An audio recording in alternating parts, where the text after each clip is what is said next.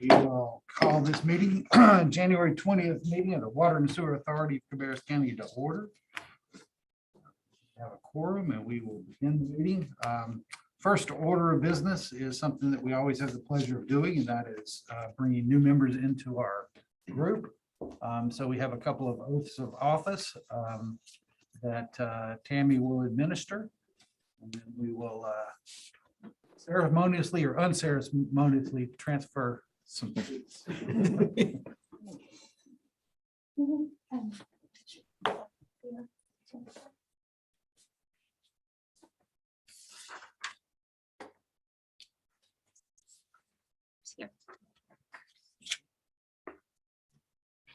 Okay. Who's going first? Me? Well, you can do, we can do it together. Together? Uh-huh. Okay, we're going up here. Oh, you're fine right there. Dave. Sure.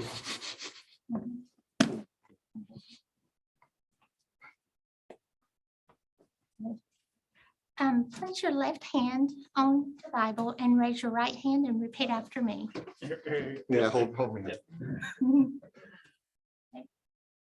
I state your name, I, Rob Dunn, Jennifer Parsley Hubbard. do solemnly affirm solemnly affirm, that I will support and maintain that I will support and maintain the Constitution and laws of the United States the Constitution and laws of the United States, and the Constitution and laws of North Carolina, the Constitution and laws of North Carolina, not inconsistent therewith, not inconsistent therewith, and that I will faithfully discharge the duties and I will faithfully discharge the duties of my office as Director of the Water and Sewer Authority. of my office as Director of the Water and Sewer Authority. So help me God. So help me God. Thank you.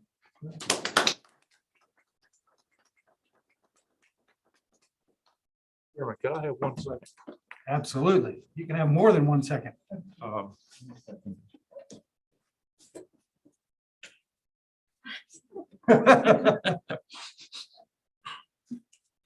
When I came on this board 20+ years ago, those of you that knew Hector Henry was my predecessor before I came on the board. The first night I was here, he said, "You sit here. This is where you sit." For those of you that knew Hector Henry, you knew that you didn't argue with Hector, because you weren't going to win. So ever since then, I've sat here. So Jennifer, you sit here. Okay, Dave. Goodbye, everybody. It's been a great pleasure. Thank you, Dave.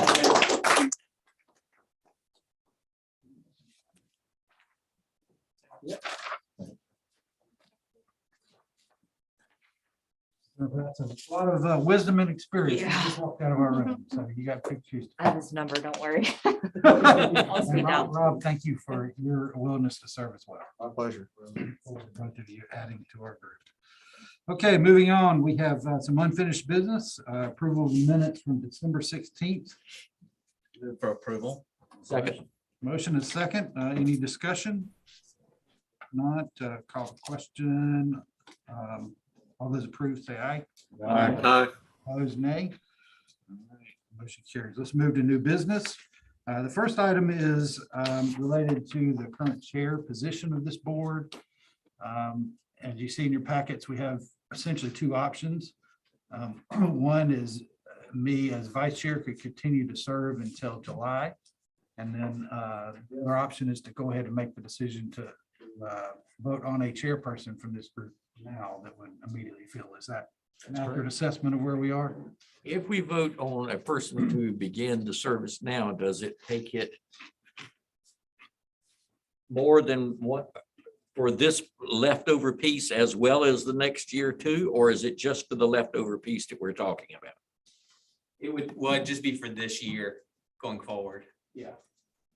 So you could go ahead and do it now. I mean, and talking to Mike, just to have further background, the thought was to have both a chair and a vice chair, just in the event that a chair can't make it to a meeting, that you have otherwise you'd have to go to the whole board and elect someone just for that meeting. And that's kind of the extra step that we were trying to avoid. But the term would be through, for this particular one, would just be through June. Through June, that's correct, yes. And then you'd have the standard election process for both positions. For the next year. So I guess our options are you just serve in that position as vice chair, or we nominate you to serve as chair until June, which I will make that nomination that Mike Legg be chair. Motion second. Second. All right, we have 2 seconds. All right. Any more discussion about that? Motion? Okay, So how does that leave the vice chair? I would say the next thing would be somebody to nominate somebody to serve as vice chair. let's get this part done, then we'll take that up. All in favor of that motion, say aye. Aye. You opposed? Ayes have it. Best I can do this job. Thank you. All right, is there a nomination for vice chair? Nominate Jeff Corley. All right, Jeff Corley, is there a second to that nomination? I would Second. 2 seconds. I guess I should ask. If it is, we'll need to go to a different procedure. But okay, hearing none. All the question, all those in favor of that motion, say aye. Aye. Opposed? Okay. Jeff, thank you for serving. All right, we will move on then. Mike, we have a budget ordinance for clean up a couple of things. If you want to walk us through that? We have 2 settlement payments that came in, the 8.25 million from the CH2M Hill lawsuit that drug on for a number of years. And the 125,000 settlement we received from Prime Beverage to offset some legal costs. Those are not included in our budget, so we're asking for a budget ordinance to budget that money. I'm asking that a portion of that money be attributed to attorney fees. Part of it is for the lawsuit, and part of it is for the 125,000 approximately that we spent dealing with the getting the consent agreement with Prime Beverage. So asking that 545,475 be appropriated into legal fees. And the remainder of 7.8 million round dollars go back to retained earnings to be appropriated at a later time for projects or however the board sees fit. So the 125 from Prime was only what we got in compensation for the attorney's fees. It was not part of the fine. It's not part of the fine. They're paying 350,000 in months. That will go to the school system. Does that go directly to the school system? It comes to us, first, it and then we passes have to- through us, and then we forward it to the school system. So Is that moved, earmarked? Mr. Chairman, I'm sorry. I'm sorry, is that earmarked for something? The schools have to use that for It's just something Part of specific? state law is these kind of fines, Right. but I don't think there's any strings attached that I know of. Jonathan, do you know? Not. It's free money, new money. Which is a good thing for them. All right, any questions on this issue? If not, entertain a motion to adopt this budget ordinance. So moved, Mr. Chairman. Second. Okay, any Thank you. questions? All right, call the question. All in favor, say aye. Aye. Any opposed, say nay. All right, motion carries. We will move on to item 3, resolution adopting local water supply. Thomas, you gonna walk us through that? Yes, sir. Mr. Chairman, members of the board, you've got a local water supply plan for WSACC in your board packet. That's similar to the local water supply plan that each of your member jurisdictions, would complete as well. So the state has us do one. We're in a little bit of a unique situation because we manage the reservoirs, but we don't treat and distribute water from there. Regardless, we fill out the parts that are applicable to us. We did that in early 2021.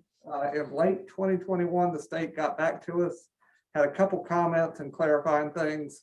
And then they asked us to approve a resolution adopting that local water supply plan kind of as the final step in that process. So that's what we bring tonight is that resolution and then the local water supply plan with it. So I'm happy to take any questions. The requested action here is to approve that resolution. Any questions for Thomas on this topic? So the local water supply plan, what's the period that it's good for the state? Obviously, it's better than a year because we had submitted it over a year ago. Right, so we submit one each year, kind of an update to that. But it took so long to get the comments back. So this is based on 2020 annual average data that went in. So we'll be doing another one, kind of an update to this local water supply plan coming up shortly here. It just took, I think it was December when we got their comments and went ahead and addressed that and, got the indication that we were complete and we should do a resolution adopting it. Has the board done this resolution before? I don't remember ever seeing this Yeah, I don't resolution. know if we No, it's always been a strange situation of us being so different with the state. And that we would find some years that were like, oh, you don't have to, depending on who you talk to. Or you don't have to do one, or yes, you've got to do one, or you got to do a resolution, or you don't have to do a resolution. It was always kind of, we followed their lead. Because really, I don't see to the state and what the state's doing, what value us submitting one brings on top of Concord and Kannapolis and everybody doing it anyway. So I don't, it's always when we've just kind of followed their lead and done what they've asked us to do. It looked to me like looking at the form just kind of looked like a moot point because everything's zero. We got a big lake, that's all it says. We got a big lake. There's a lot in there that's not applicable. The form is standard, so you go through, and part of the challenge was taking a standard form and filling out those responses where those were all true for us. All right, any other questions? Can I entertain a motion to adopt the resolution? So moved. Second. Okay, I've got a motion and a second. Any other discussion? All approve or all approve that, say aye. Any opposed? Okay, motion carries. Let's move to a selection of Black and Veatch to perform the WSACC master plan. That is a recommendation. Chad, are you going to walk us through that? Yes, Chairman, members of the board, as we've discussed here over some of the past board meetings and all of last year really was the importance of planning and looking out into the future for WSACC and trying to predict and be prepared for what may be coming in the future, both from a water treatment or wastewater treatment, wastewater conveyance, but to make sure we have adequate facilities. We're taking a look at this study. The last master plan was done finished in 2013. It was a 2012, 2013. So we're in that 8-year kind of window. That's kind of the magic time that people think, it's pretty much time to update your master plan. We feel this is going to be a pretty far-reaching study that's going to have to look at everything very much from a holistic approach, not only from just as simple as creating a graph and drawing a line on it, saying this is what we've got to do. We've got to look not only at wastewater treatment capacity, water supply availability, looking at wastewater flows within lines and at the plants and how much have they been impacted by rainfall, how much of that is manageable to get out of the system, looking at population projections, the increased densification that we're seeing in some areas of our county with apartments and who knows what we start going vertical in some areas, looking at the impacts of some of these large industrial economic development projects that are coming to our area and what they're going to have, not only from a wastewater flow standpoint, but bringing in people and the housing that's going to need to support that. So we felt like this was very important for us to have a group or a team that was looking at this that had a vast amount of experience, not just in our area, but in master plans all across the state or across our region.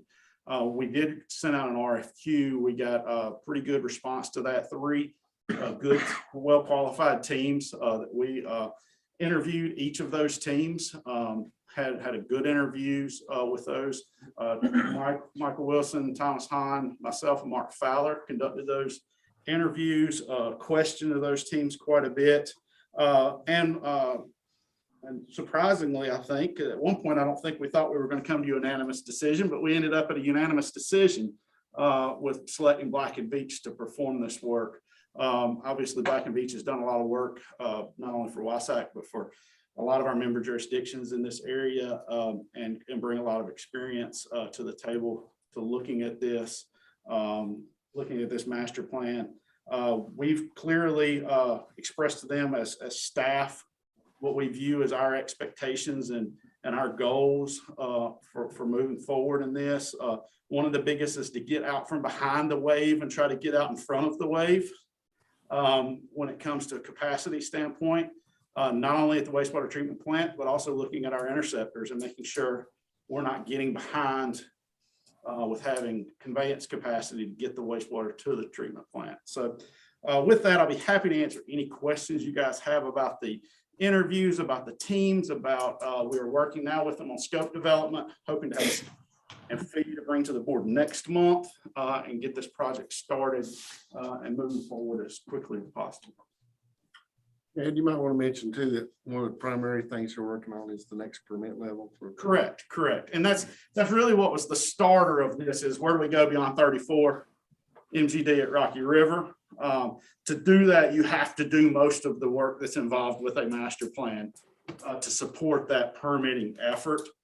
Then, like I just said, also trying to look at and ensure that our other facilities, our pump stations and our interceptors are also not over the next decade or so going to be falling behind with having adequate capacity, making sure we're prepared and ready, planning both design wise, but also financially to support those projects into the future. Did they do our last master plan? I can't remember. No, they did not. I can't. A team led by GHD engineers, That's right. Willis Engineers was a part of that, and Land Design was a part of that team. Yeah, that's right. So I mentioned to Michael and Chad, it's more about scope for me, and that is, this is going to be our first allocation restrained master plan. I mean, to a large extent, we got to figure out what that permit level is and what that allocation in the future would be. And it puts it back on the jurisdictions. You're going to be choosing essentially winner and loser basins. And I think a lot of that, what we end up in the master plan, there are going to be some basins that we might have shown in the master plan previously to be served that you'll say, well, that just really isn't possible. There's not going to be allocation for that basin. So I am very interested in the scope. Obviously, come from a planning background and think the land use planning will lead a good portion of that. I think it is, in terms of scope and participation, it's going to put a lot on the municipalities to tell them, if I'm Concord, is Little Coldwater even on my horizon compared to, continuing to increase capacity in Cottle Creek and Rocky River. Same way with Harrisburg, when you start looking at, you keep going south, Fuda, Back Creek, Reedy, McKee. The next one is Caldwell, which you share in part with Midland, and they're going to have to be some decisions on that basin and if that's even servable based on whatever this new allocation, this new permit level is. I guess to that end, what Jonathan's bringing up, you mentioned Land Design was on that team from our original master plan, our last master plan. Does Black and Beach have anybody on that team that can fill that void or that skill set? Correct. Actually, and Thomas, correct me if I'm wrong, but Jake, and I can't remember Jake's. Jake Petrosky from Stewart. Is with Stewart now. He was with Land Design and was kind of the lead in that effort for Land Design with them. He is part of the Black and Beach team. Okay. They're going to be bringing that same level of effort to that. It was shared with the teams, and the teams, I think most were smart enough to know that this was going to be a very important collaborative effort, that this was not going to be, this was going to take a lot of work, especially on the projection side of things, of collaboration with the county and the jurisdictions of what they see, where they see driving things. Do they see more residential, more commercial, industrial? Do they see more multifamily, more single family? Where do they see things going? It's going to be very, very important. As we all know, you take 20 acres and you put single family homes. That's one amount of flow. You put 400, 500 apartments on that same, 20 acres. That's a whole different ball game. And it's going to be an important part of the process for sure. But yes, there will be some continuity there, but with Jake being involved. Yeah, that is good to hear. I mean, I don't know how much y'all remember the previous process, but he did lead that land use portion of it. And I think he did a really good job with it. That's a significant part of that, and this board probably has a lot more influence. I don't want to use the word power, but in some ways power over how this county develops in the next couple of decades based on what comes out of this master plan. So especially with our allocation limitations, our capacity limitations now. So probably more important than maybe any of us think at this point. When we get through with that, it'll start a new course for this county potentially. And this is really the only organization countywide that is in a position to dictate any of that from a bigger picture.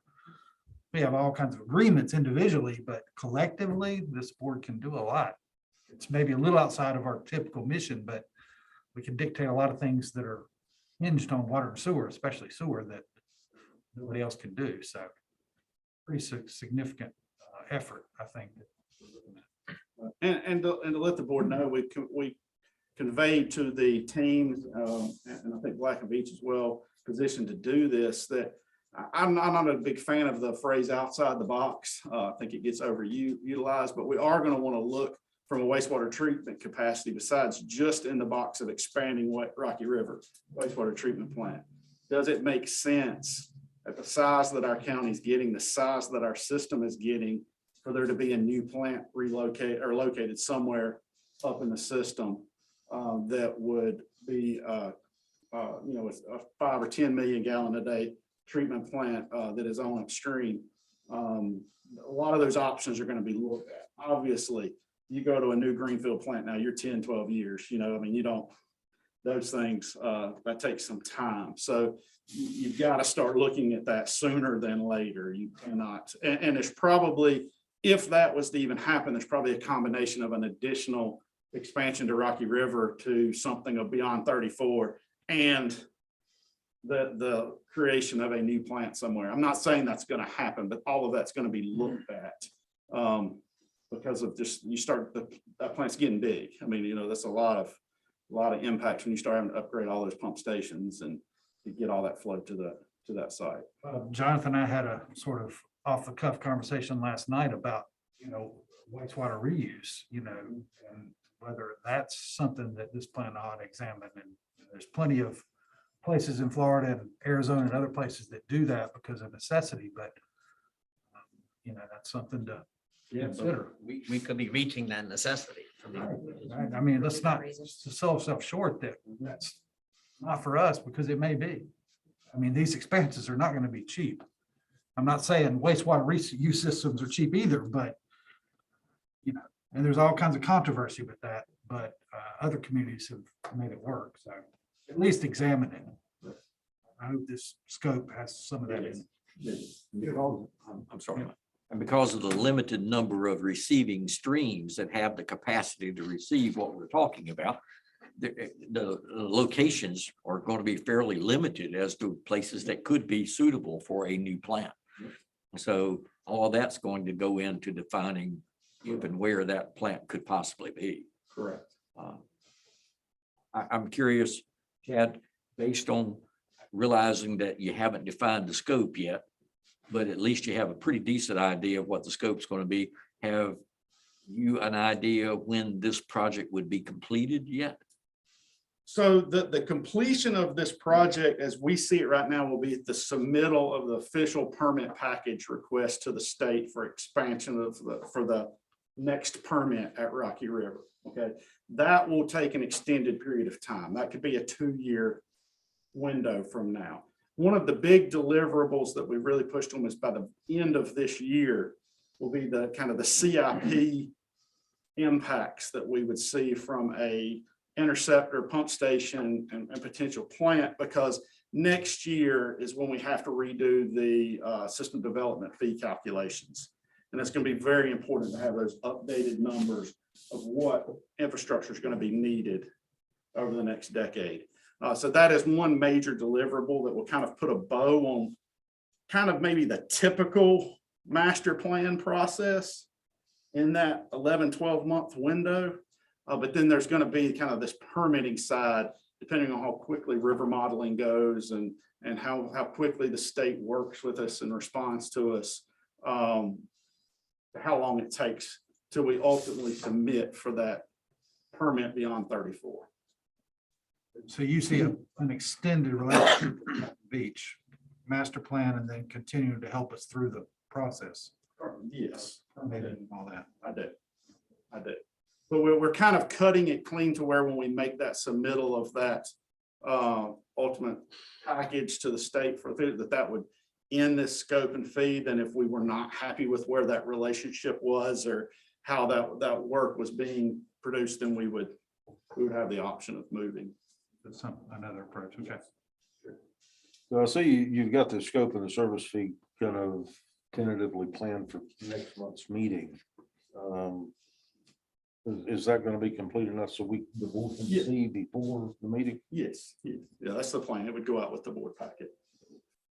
We had a meeting, week and a half ago, with Black and Veatch staff, went through a kind of a draft scope they went through. Had about an hour and a half or so discussion on that. I think we're pretty close.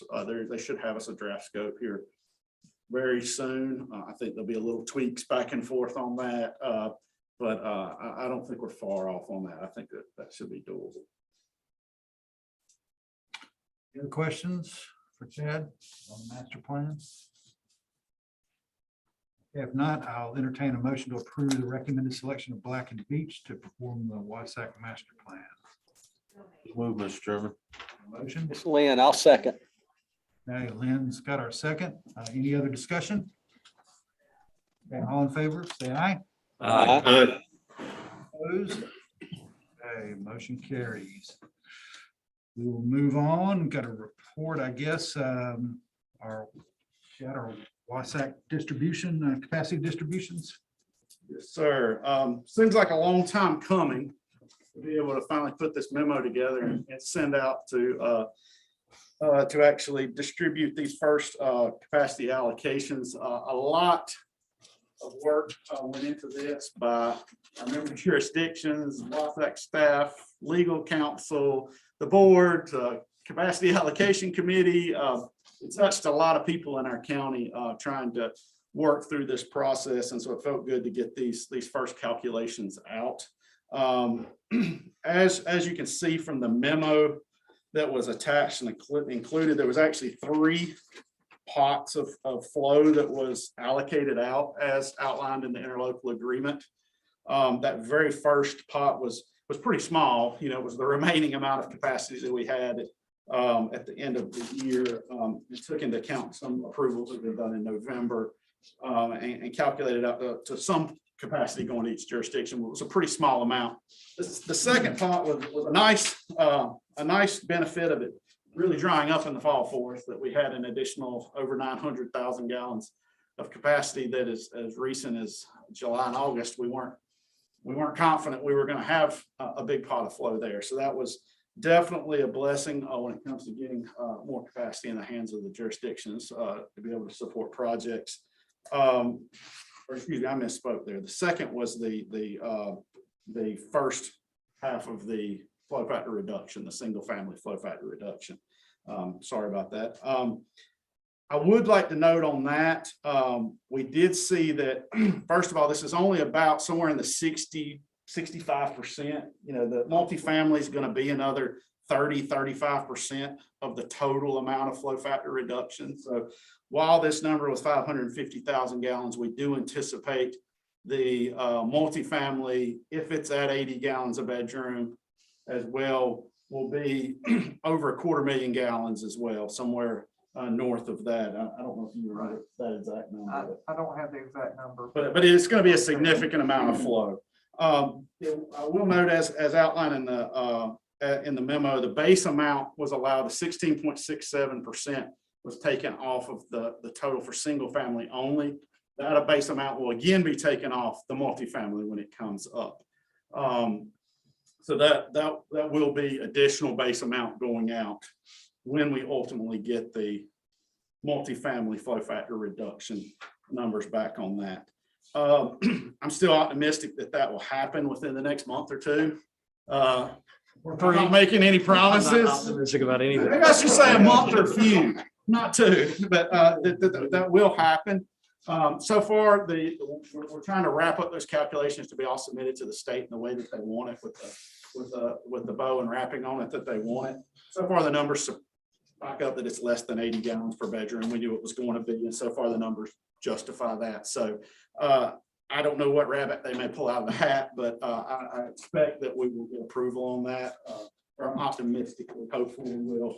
So that would be a further distribution of capacity once we receive that to the jurisdictions.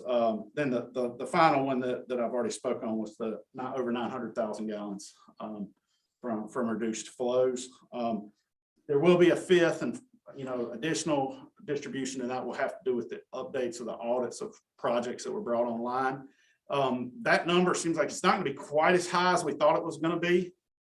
We still don't have all the final numbers in, but it looks like it could be around the 300,000 gallon range. We're hopeful maybe it was going to be 400, but it's not half of what we thought it was going to be, but it's not quite as high as we were kind of hopeful that it was going to be. But those additional distributions will be made as they become available. The audit will be by the end of this month, so it should be by the end of next week. We would hope to have that out to the jurisdictions, and then the flow factor reduction once we receive that. Overall, it was more capacity than we feared we were going to have at one point in time to support projects, but obviously still not enough, and we understand that. And we will be doing another distribution in July, or I guess July, after the first 6 months of the year, with looking at what projects that come online during the course of the year. So that will be more capacity, but I would still anticipate that being in the 200,000, 300,000 gallon range, not 500,000, 600,000, 800,000, not huge chunks coming on at that point in time, but it should be some capacity as we move forward. So with all that, any questions anyone has, or any clarification anybody would like on any of it? So all of this has been disseminated to the local jurisdictions? Correct. My question would be to the local jurisdictions. I mean, is everybody kind of at least amenable to the amount and the process? It's what we expected. The biggest one, That's all you got. So the biggest one to be affected right now, because it makes the most impact, is the base mount would be Mount Pleasant. We had a long conversation, or I had a long conversation with their staff, expressing that, their desire, they need to be in that 60,000 gallon, 64,000, I think is the number range. Yes. Per our calculations, if we get the 80 gallon reduction and with the audit process, they should be right in that range. This first memo can get them to that.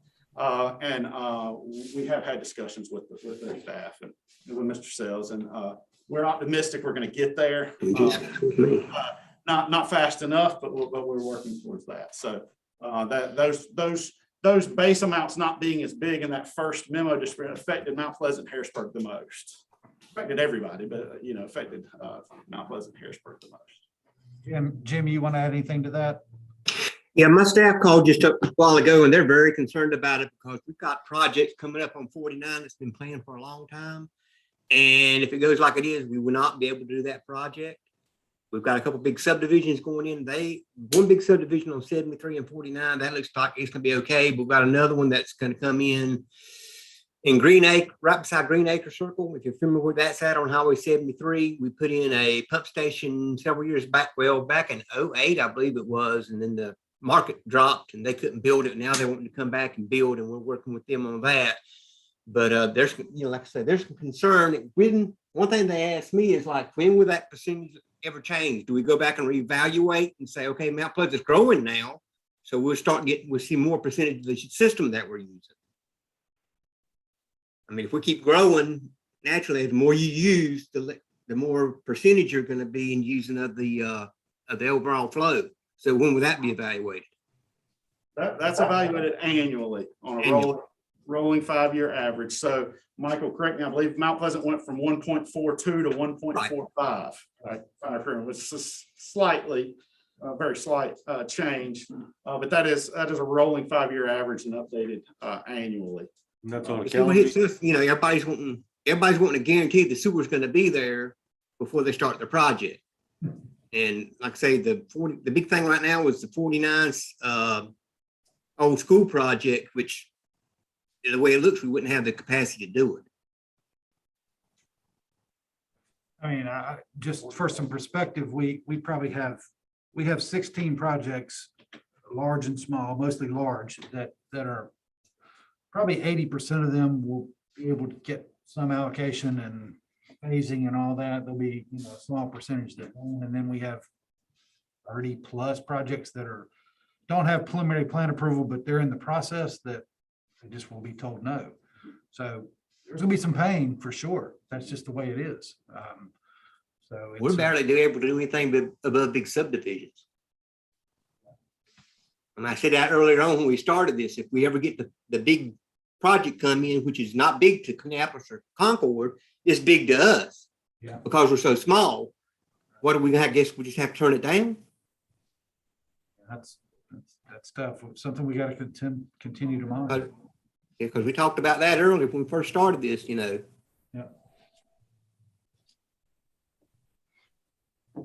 Other questions for Chad?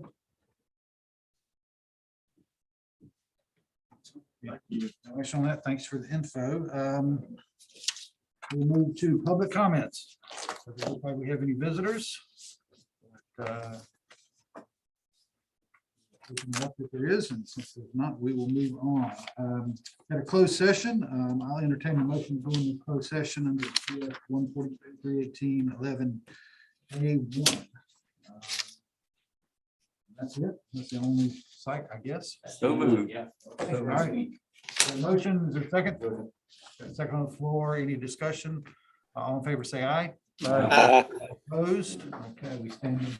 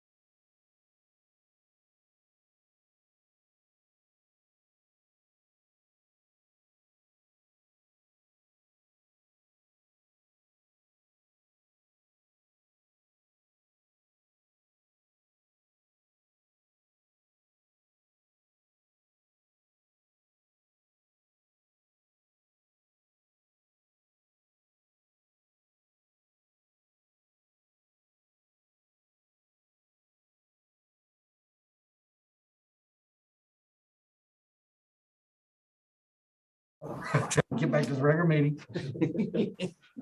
Go ahead. Move to adjourn. Okay, got a motion to adjourn.